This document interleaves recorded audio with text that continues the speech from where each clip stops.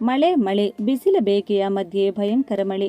ಕರ್ನಾಟಕದ ಈ 14 ಜಿಲ್ಲೆಗಳಿಗೆ ಮುಂದಿನ ಏಪ್ರಿಲ್ 19ರವರೆಗೂ ಭಯಂಕರ ಮಿಂಚು ಗುಡುಗು ಸಿಡಿಲು ಸಹಿತ ರಣಮಳೆ.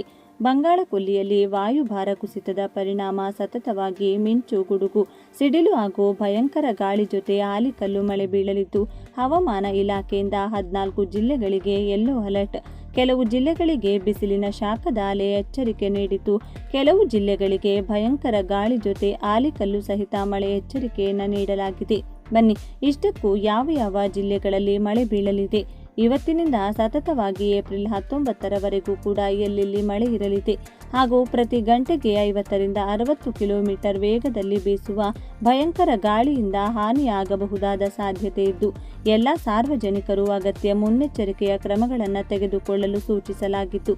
ಜೊತೆಗೆ ರೈತರಿಗೂ ಕೂಡ ತಮ್ಮ ಕಟಾವು ಮಾಡಿರುವ ಬೆಳೆಗಳು ಹಾಗೂ ದವಸ ಧಾನ್ಯಗಳನ್ನು ಸುರಕ್ಷಿತವಾಗಿರಿಸಿಕೊಳ್ಳಲು ಸೂಚಿಸಲಾಗಿದೆ. ಬನ್ನಿ, ಇಂದು ಸಾಯಂಕಾಲದಿಂದ ರಣಮಳೆ ಆರಂಭವಾಗಲಿದ್ದು, ಯಾವ ಜಿಲ್ಲೆಗಳಲ್ಲಿ ಯಾವ ದಿನಾಂಕದಂದು ಎಷ್ಟು ಪ್ರಮಾಣದಲ್ಲಿ ಗಾಳಿ ಮಿಂಚು ಹಾಗೂ ಆಲಿಕಲ್ಲು ಸಹಿತ ಮಳೆ ಬೀಳಲಿದೆ ಎನ್ನುವ ಬಗ್ಗೆ ಕಂಪ್ಲೀಟ್ ಆಗಿ ತಿಳಿದುಕೊಳ್ಳೋಣ. ಅದಕ್ಕೂ ಮೊದಲು ತಪ್ಪದೆ ಈ ವಿಡಿಯೋಗೆ ಒಂದು ಲೈಕ್ ಮಾಡಿ ಹಾಗೂ ಈ ವಿಡಿಯೋವನ್ನು ತಪ್ಪದೆ ಕೊನೆವರೆಗೂ ನೋಡಿ. ಬೆಳಗ್ಗೆ 10 ಗಂಟೆಯಿಂದ ಮಧ್ಯಾಹ್ನ 3 ಗಂಟೆಯವರೆಗೂ ಹೊರಗೆ ಬರುವುದಕ್ಕೆ ಹೋಗಬೇಡಿ ಎಂಬ ಸಲಹೆಯನ್ನು ತಿಳಿಸಿದ್ದಾರೆ. ತಾಪಮಾನ ಜಾಸ್ತಿ ಇದ್ದಾಗ ಆ ಬಿಸಿಲಿಗೆ ತಲೆಸುತ್ತಿ ಬೀಳುವ ಸಾಧ್ಯತೆಗಳು ಇರುತ್ತವೆ. ಹವಾಮಾನ ಇಲಾಖೆ ಈ ಸಂಬಂಧ ಎಚ್ಚರಿಕೆಯನ್ನು ನೀಡಿದೆ.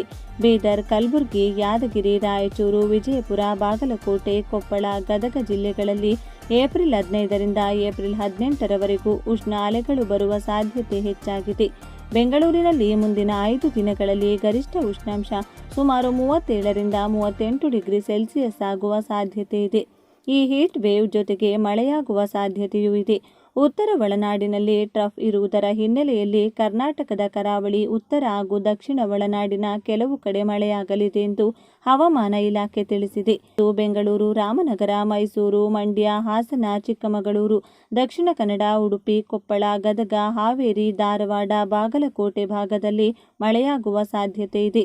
ಹಾಗೆ ಏಪ್ರಿಲ್ 16ರಂದು ಮಂಡ್ಯ, ಮೈಸೂರು, ಹಾಸನ, ಕೊಡಗು, ದಕ್ಷಿಣ ಕನ್ನಡ, ಉಡುಪಿ, ಶಿವಮೊಗ್ಗ, ಹಾವೇರಿ, ಉತ್ತರ ಕನ್ನಡ, ಧಾರವಾಡ ಭಾಗದಲ್ಲಿ ಮಳೆಯಾಗಲಿದೆ.